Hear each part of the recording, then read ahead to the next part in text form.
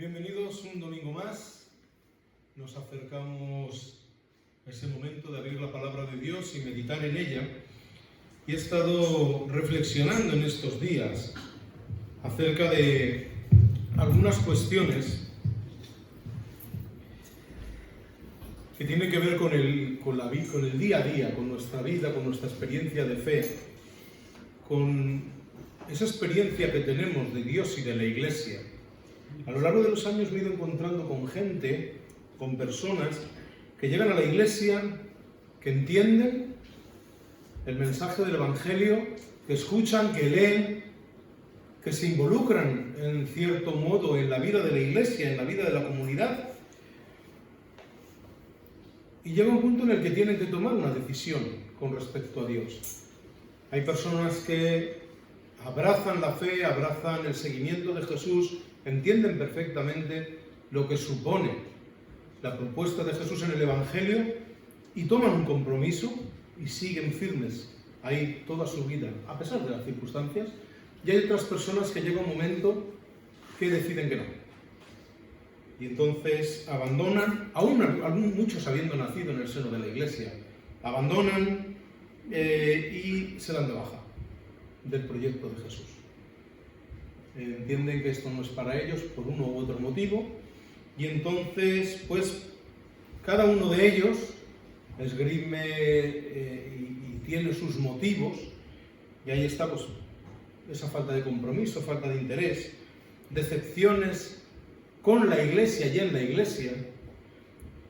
Y al final de todo, cuando tú analizas por qué hay estas frustraciones y por qué hay personas que no son capaces de entender la propuesta de Jesús y entender lo que supone pertenecer a la comunidad cristiana, yo creo que hay un punto que es el de las expectativas no cumplidas. Hay expectativas que todos tenemos ante todo, ante una relación con nuestra pareja, ante nuestro trabajo, ante una relación de amistad. Todos tenemos expectativas de que en esa relación la otra parte debe comportarse de cierta manera, que yo debo recibir del otro una serie de cosas que me hacen permanecer a gusto, contento e implicado en esa relación. A veces no somos tan conscientes de que nosotros también nos toca poner en esa relación, ¿no? Pero sí que es verdad que hay expectativas que no se cumplen. Y en esas expectativas que no se cumplen, consciente o inconscientemente, pues no nos damos cuenta de que tenemos esas expectativas y al final nos frustramos. Y eso pasa en la Iglesia. En la Iglesia y en la relación con Dios todos tenemos expectativas. Todos tenemos una manera, consciente o inconsciente, de entender cómo Dios debe responder y debe comportarse en la relación que tengo con Él. Todos creemos, aunque no nos atrevemos muchas veces a verbalizarlo, aunque no lo articulemos con palabras, que Dios debe responderme de cierta manera. Estoy aquí, que hago un sacrificio, que me comprometo, que pertenezco a su Iglesia. Entonces, cuando entendemos que Dios no responde de la manera que yo quiero que responda, esa expectativa se rompe. Porque lo creamos o no nos atrevemos a articularlo bien en nuestra mente, todos tenemos, consciente o inconscientemente, la expectativa de que por ser hijos de Dios hay ciertas cosas que no nos deberían pasar. Que el ser hijo de Dios nos debería dar cierto salvoconducto, porque nuestro compromiso, nuestro esfuerzo, nuestro sacrificio tiene que valer algo, tiene que significar algo. Entonces, cuando eso no sucede y cuando nosotros no vemos cumplidas esas expectativas en nuestra relación con Dios, nos frustramos. Y a la larga acabamos abandonando, y a la larga acabamos decepcionados con la Iglesia, con Dios y con todo, porque las cosas no son como yo creo que deben ser. Y yo creo que es un error de perspectiva y de expectativa total. Yo me he cansado de decir que nosotros los creyentes, la única ventaja que tenemos con la gente que no cree es que ante las mismas circunstancias tenemos el poder de responder de una manera diferente, porque tenemos a Dios en nuestro corazón.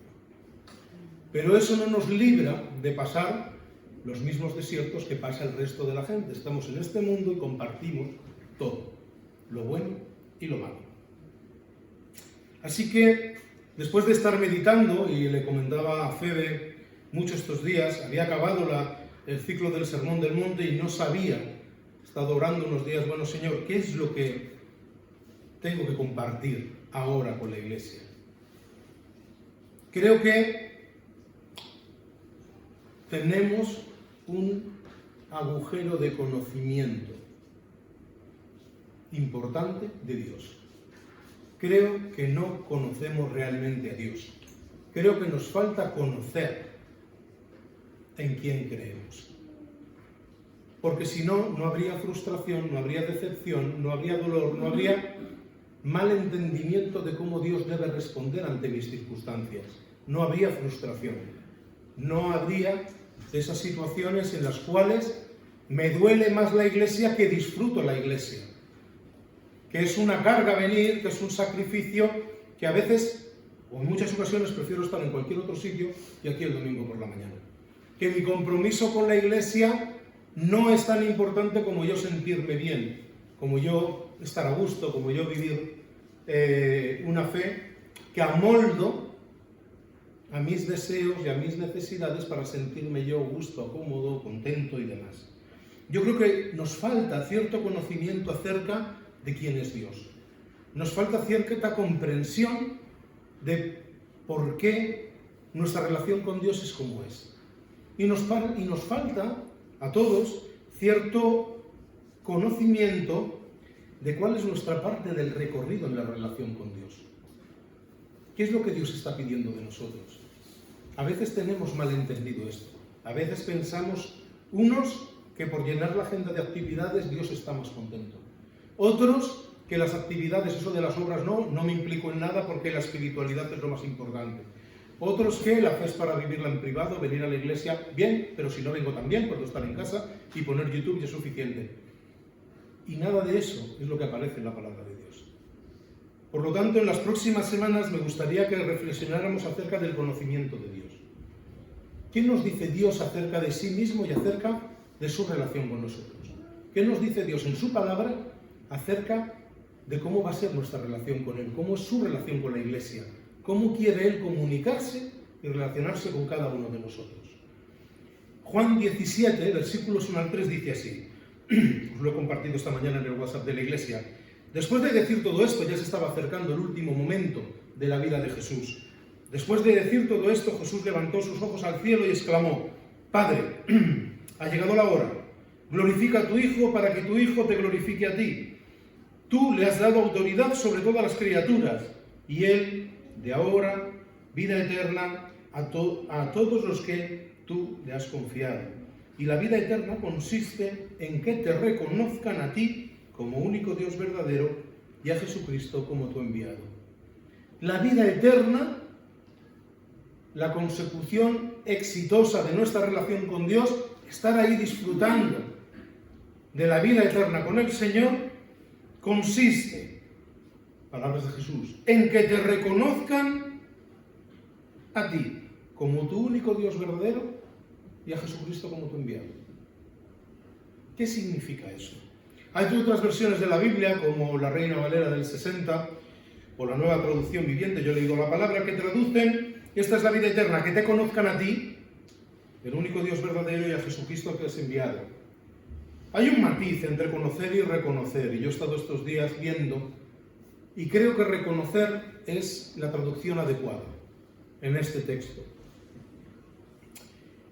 Si conocer implica dar fe, tener conocimiento de la existencia de Dios, conozco a Dios, sé que Dios está ahí, reconocer va mucho más allá. Implica no solo el conocimiento, sino que aceptamos, le damos el lugar que corresponde y obedecemos.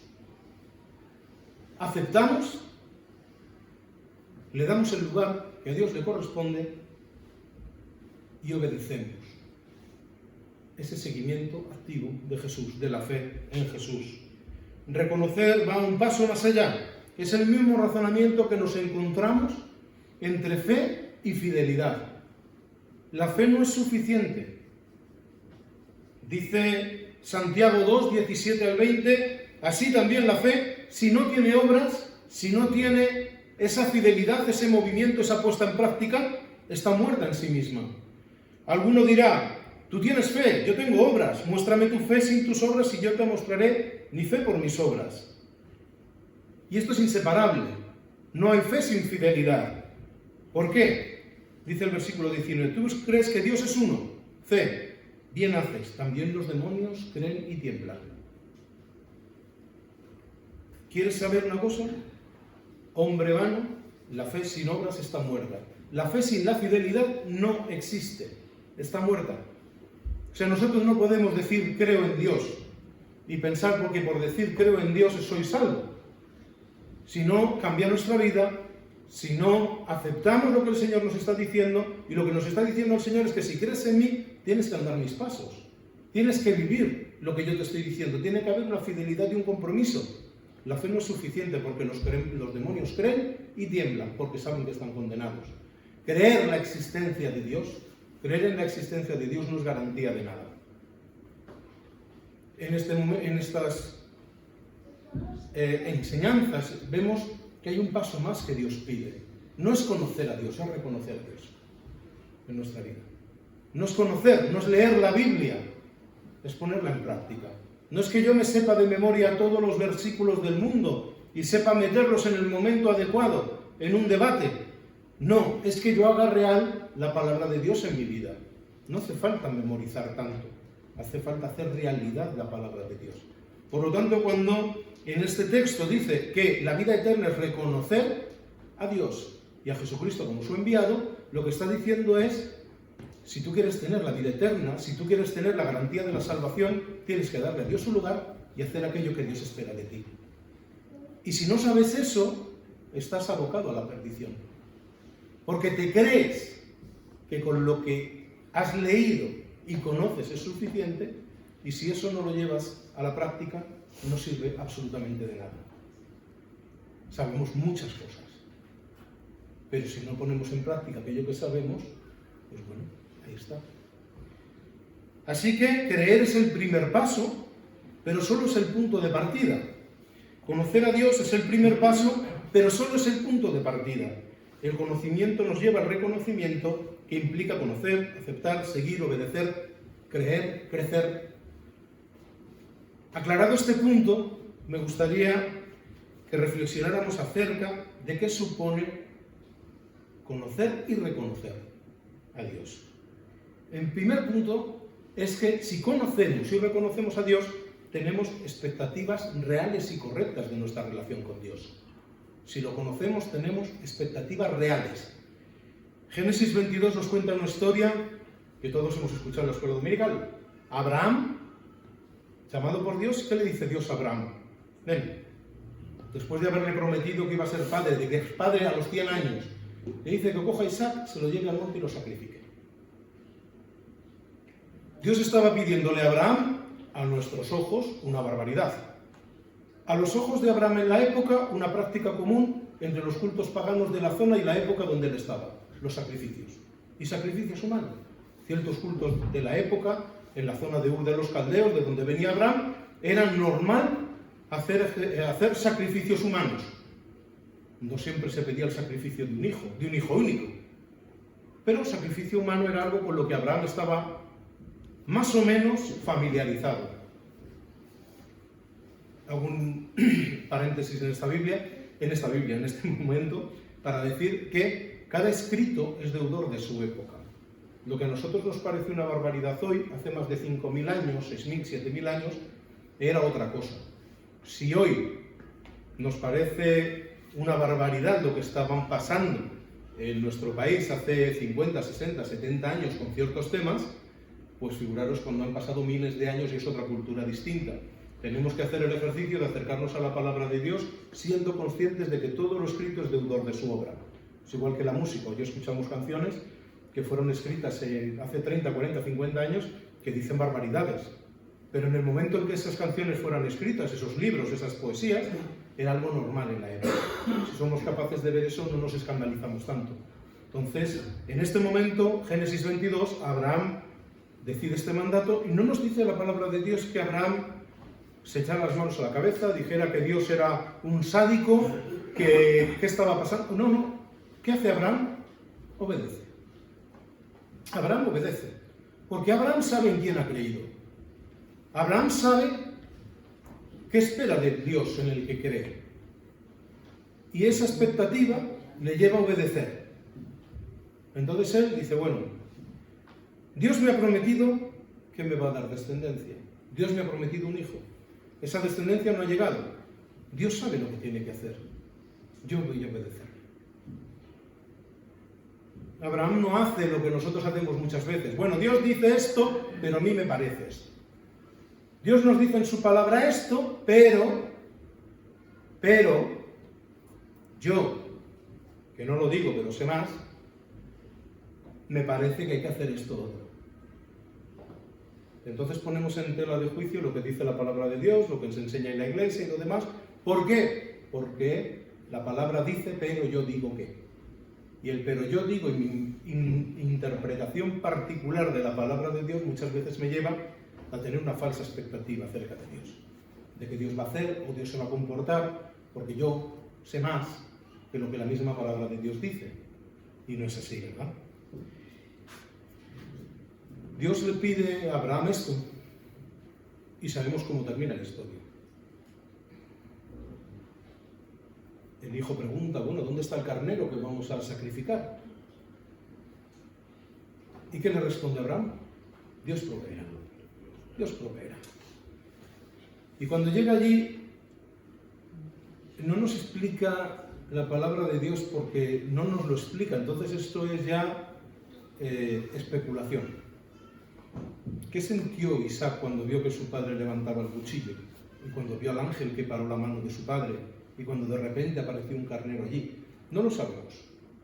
Podemos especular, no lo sabemos. Lo que sí entendemos es que Dios hizo esto para demostrarle a Abraham que Dios no era igual que los dioses que se adoraban en aquella época y que Dios cumplía sus promesas y que esta prueba acerca de la fe que él tenía era necesario para demostrar que él creía en un Dios distinto. Nosotros hoy tenemos algo que no tenía Abraham, que son miles de años de perspectiva histórica. Tenemos la Biblia. Tenemos miles de años de estudio de los judíos de la Torá, del Antiguo Testamento, y 2000 años de historia de estudios de la Biblia, de erudición, de descubrir manuscritos, de hacer análisis, de hacer traducciones. Tenemos 2000 años de historia de la Iglesia, con sus errores, con sus aciertos, en los cuales hemos ido viendo y hemos ido encajando la teología y la relación que tenemos con Dios y el conocimiento de su palabra, y vemos las cosas con una perspectiva que allí no se tenía, ¿verdad? Las primeras personas que aparecen en la palabra de Dios tenían un conocimiento de Dios que no era comparable. Adán y Eva, el conocimiento que tenían con Dios, aún hablando cara a cara con Dios, tenían mucho menos conocimiento de Dios que el que tenía Moisés, o incluso que el que tuvo Noé, que el que tuvo Moisés, que el que tuvo Josué, que el que tuvieron los profetas, y mucho menos conocimiento de Dios que los apóstoles que estuvieron con Jesús. Hay un concepto en teología que se llama revelación progresiva, y es que Dios se ha ido revelando desde la creación de una manera progresiva a la humanidad. Dice Packer, que es un libro que he traído, que estoy leyendo en estos días para preparar estos sermones, que enfrentarnos a la vida sin esforzarnos en conocer a Dios es tan irresponsable como coger un aborigen del Amazonas que no ha tenido nunca en contacto con la sociedad occidental actual y soltarlo en medio de Times Square y dejarlo, a ver qué hace. Es tan irresponsable intentar tener una relación con Dios sin esforzarnos en conocer a Dios, como ese ejemplo que nos pone Packer en su libro. Hebreos 1 dice que Dios habló en otro tiempo a nuestros antepasados por medio de los profetas, y lo hizo en distintas ocasiones y de múltiples maneras. Y ahora, en la etapa final, nos ha hablado por medio de su Hijo Jesucristo, de quien constituyó heredero de todas las cosas y por quien también creó el universo. La misma palabra de Dios nos indica que Dios nos ha hablado desde el inicio de los tiempos de muchas y diferentes maneras. Dios desde Génesis capítulo 3 tiene un plan de salvación. Desde el mismo momento en el que el ser humano decide vivir sin Dios y dentro de su soberbia querer ser Dios mismo para su vida, Dios constantemente prepara un plan para reconciliarse con el ser humano. Y ese plan de salvación, que es la Biblia, nos muestra cómo el Señor se ha ido revelando poco a poco y ha ido manifestándose desde la creación de diferentes maneras hasta llegar a Jesucristo. Cuando leemos la palabra de Dios, y esta es una de las claves para conocer a Dios, conocer su palabra. No podemos conocer a Dios sin leer la Biblia, sin estudiar su palabra. No leerla de tapadillo o leer así, abro esta página y hoy leo estos 3 versículos y ya cumplo con el requisito de Josué 1:9. Nunca se aparta de este libro de tu mente, lo leerás de día y de noche. Pero como ya he abierto el libro, hoy ha tocado aquí, he leído un versículo y ya está. No, no es eso. Se trata de conocer a Dios, conocer su palabra. Cuando vemos todo lo que Dios ha hecho, cómo ha intervenido en la historia y cómo continuamente ha intentado reconciliarse con el ser humano, entendemos que conocer y reconocerle a Él como único Dios verdadero y a Jesucristo quien ha enviado es el camino para tener esa relación con Dios. Dice Juan 14, yo soy, dice Jesús, el camino, la verdad y la vida. Nadie puede llegar al Padre si no es por mí. Si me conocéis a mí, conoceréis también a mi Padre, quien en realidad ya desde ahora conocéis y habéis visto. El conocimiento de Dios nos lleva inevitablemente al conocimiento de Jesús. Conocer a Dios es conocer a Jesús. Conocer lo que Dios ha hecho es conocer a Jesús y poder profundizar en su relación con nosotros. Porque Jesús es Dios mismo encarnado. Porque Jesús es el Hijo del Señor, es en quien se cumplen todas las promesas que el Señor nos da en su palabra. Es el Mesías que vino a ocupar tu lugar y mi lugar en la cruz por cada uno de nosotros. Si entendemos eso, llegamos al segundo punto que nos lleva el conocer y el reconocer a Dios, que es el de vivir seguros y tranquilos. Que no es tan fácil, ¿verdad? Vivir seguros y tranquilos. Conocer a Dios nos da seguridad y tranquilidad. Si yo sé en quién creo, si soy consciente de lo que Dios ha hecho por mí y de lo que Dios ha hecho en medio de la historia por la humanidad, y cómo Él está presente desde el inicio de los tiempos, y cómo Él nos ha revelado su participación en todo esto, entonces yo vivo más tranquilo. Vivo más tranquilo. Yo no lo sé vosotros, pero yo vivo más tranquilo. El relato de la creación, los primeros 3 capítulos de Génesis son un texto increíble, maravilloso, que nos muestra cuestiones fundamentales y que nos habla de una forma clara de quién es Dios y de cómo nos ama. Génesis nos relata la creación del universo, del mundo, del sol, la luna, las estrellas, los mares, los continentes, las plantas, los animales y finalmente el ser humano. Cuando miras alrededor, cuando miras el mundo y miras las estrellas y ves las matemáticas del universo, ¿habéis escuchado alguna vez hablar, ¿no?, de las matemáticas del universo? O sea, si la Tierra estuviera un poquito menos o no en la órbita en la que está hoy con respecto al Sol, no podría ser posible la vida. Si el eje de la Tierra estuviera un poquito desviado, la Tierra o sería un horno o sería un congelador. Estamos en el punto exacto, pero no solo nosotros, sino el resto de los planetas que hay en el universo, la distancia al Sol, para generar las estaciones, el día, la noche. O sea, hay tantas cosas en medio de la creación del universo que se tienen que dar con una exactitud matemática para que haya vida en la Tierra, que a mí me sorprende aquellos que dicen que estamos aquí por una casualidad y por el Big Bang y no ven detrás de ese Big Bang, que yo no lo cuestiono porque no soy científico, la mano de Dios. Yo sí que puedo creer que hubo un Big Bang y a partir de ahí todo empezó a organizarse, pero detrás de eso está Dios. Porque si no es imposible. Hasta Einstein decía que mirando el universo, quien no creyera en Dios, ¿cómo podía explicar que el universo funcionara? ¿Cómo podemos explicar el funcionamiento del mundo sin la mano de Dios detrás? O sea, ya os digo, no estoy cuestionando en este momento ni el Big Bang, ni la evolución, ni otras cosas que creo que están ahí y que tenemos que verlos a la luz de otra serie de cuestiones, porque la Biblia no es un libro científico y la Biblia no está dándonos una clase de ciencias naturales, ni nos está dando una clase acerca de cómo funciona la física y la química del universo. La Biblia lo que nos dice es que Dios está ahí detrás de todo lo que existe. Y yo lo creo. Yo creo que Dios pone en marcha todo. Y es increíble ver cómo todo coincide matemáticamente. Cómo todo coincide de una forma perfecta. Para que el frío llegue cuando tiene que llegar, para que en este momento la fruta que tiene que salir ahora salga, para que ahora con la lluvia se llenen de nuevo los pantanos, para que el verano que viene podamos tener el trigo, podamos tener otra serie de cosas y la vida funcione. Esto es un milagro. Y aún un milagro más grande es creer que todo esto es una casualidad, ¿verdad? Esto además tiene unas implicaciones de las que tendremos que hablar en la Iglesia, unas implicaciones ecológicas. Porque si Dios ha hecho todo esto para que tú y yo vivamos aquí, tenemos una responsabilidad tremenda con el mundo que Dios nos ha dado. Y con hacer que este mundo sea lo más sostenible y que sea lo más parecido a lo que Dios nos entregó. Y ahí tendremos que en algún momento, como Iglesia en mayúsculas, reflexionar acerca de esto. Esto que os he contado se llama la revelación natural. Si antes os he hablado de la revelación progresiva, cuando miramos la naturaleza y somos conscientes mirando las estrellas que nada de esto es una casualidad, es la revelación natural. Es Dios revelándose a través de la creación. Esto figuraros que todas las culturas prehistóricas tenían el concepto de que alguien estaba detrás de esto.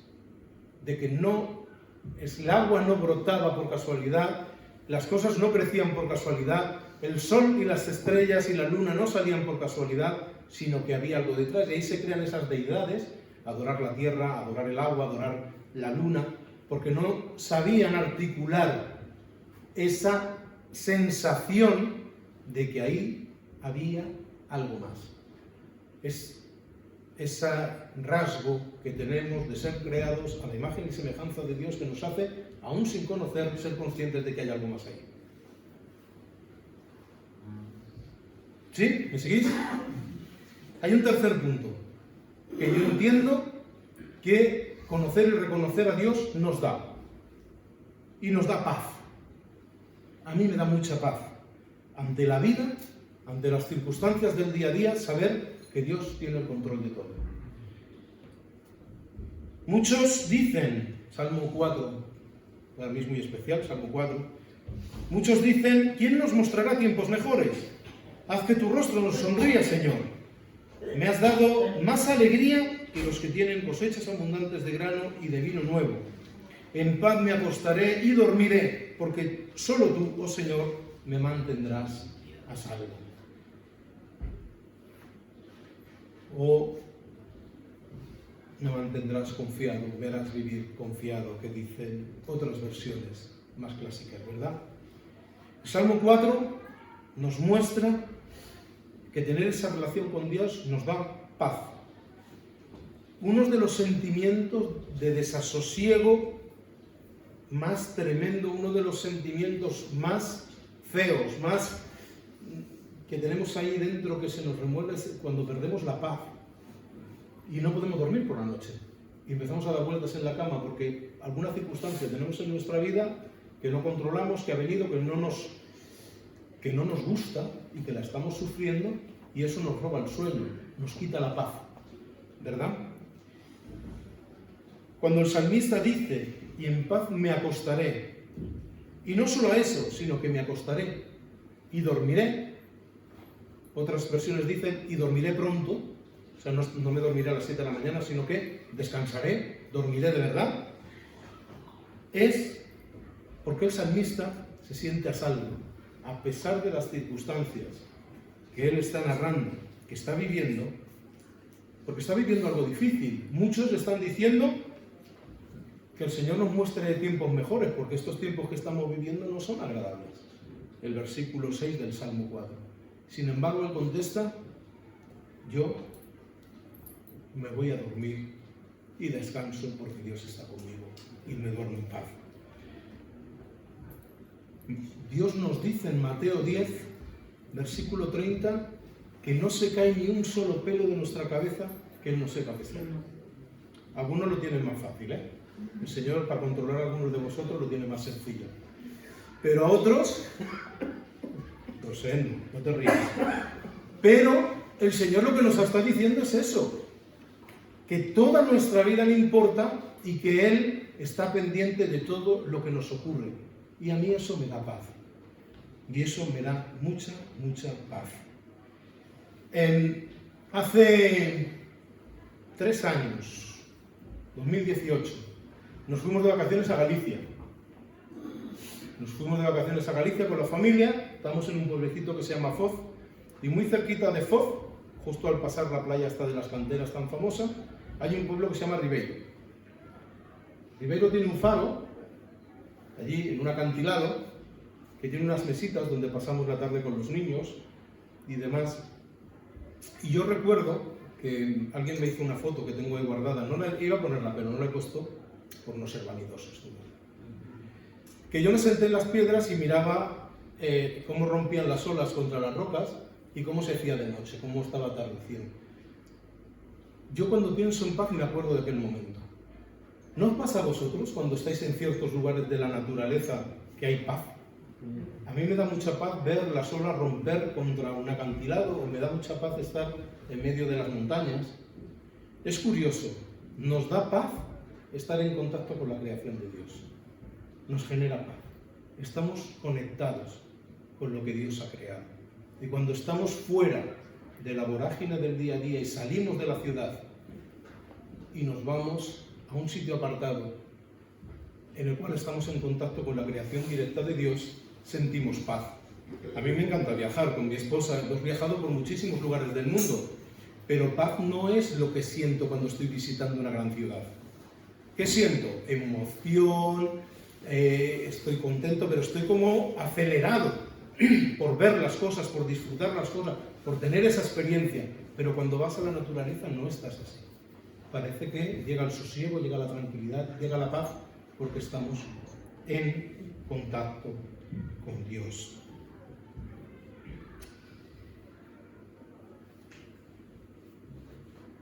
Ese punto de paz,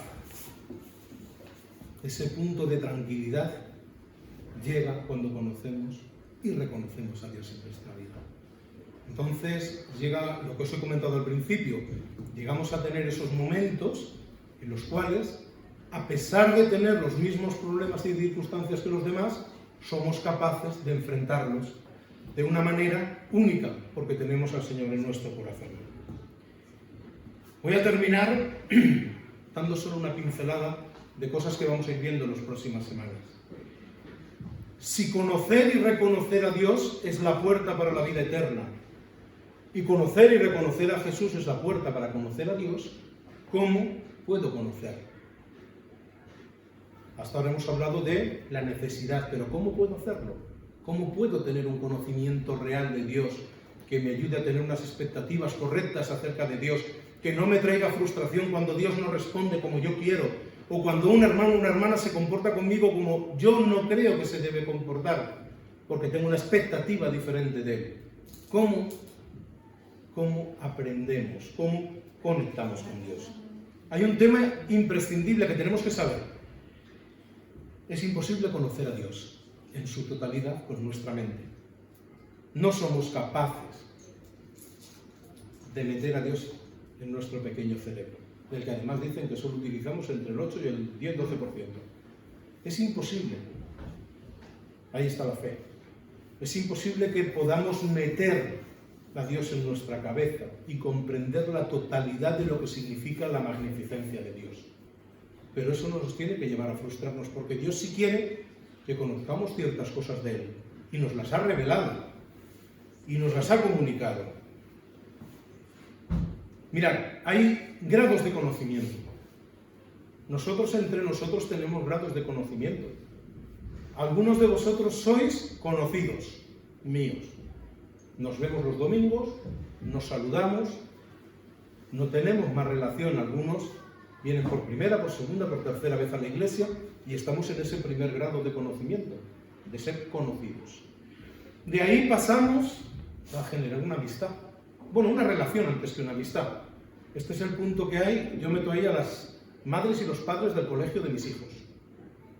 Nos vemos con regularidad. Algunos los veo más que a vosotros, porque los veo lunes, martes, miércoles, jueves y viernes. A la hora de entrar y a la hora de salir del colegio. Y allí hablamos de cosas que en un primer momento, cuando solo somos conocidos, son triviales. A medida que la relación crece, pues nos hacemos amigos. De algunos sí y de otros no.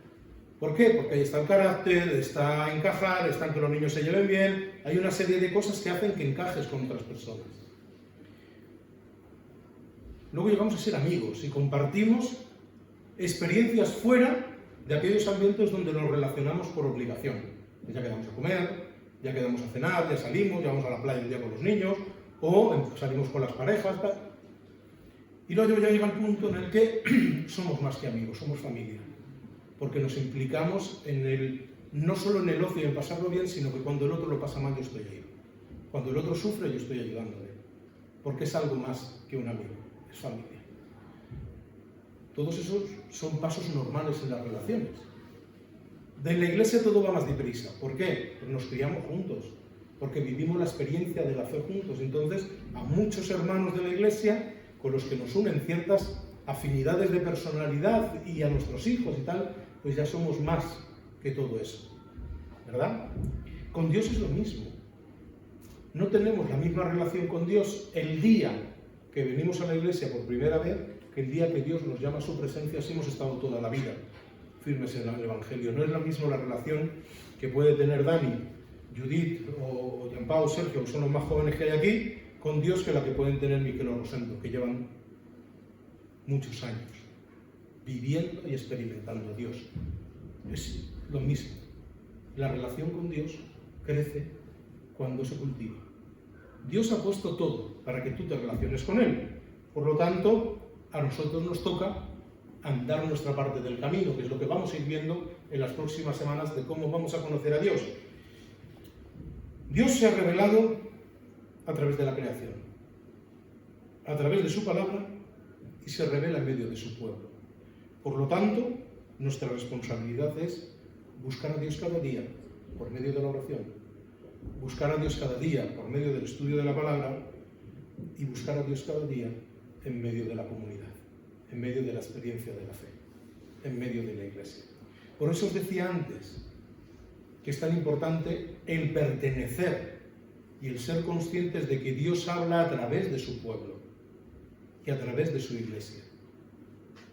Por eso el Señor nos pide: no dejéis de congregaos, como algunos tienen por costumbre. ¿Por qué? Porque el que viene un día aquí, el que va otro día allá, el que pasa una temporada en una iglesia, luego en otra, va dando saltos, no termina de confraternizar y de ver y de disfrutar aquello que Dios tiene preparado para su iglesia. Para su iglesia. Hay experiencias que vas a tener tú con Dios a nivel personal. Y las vas a tener tú únicamente con Dios, como las he tenido yo únicamente con Dios.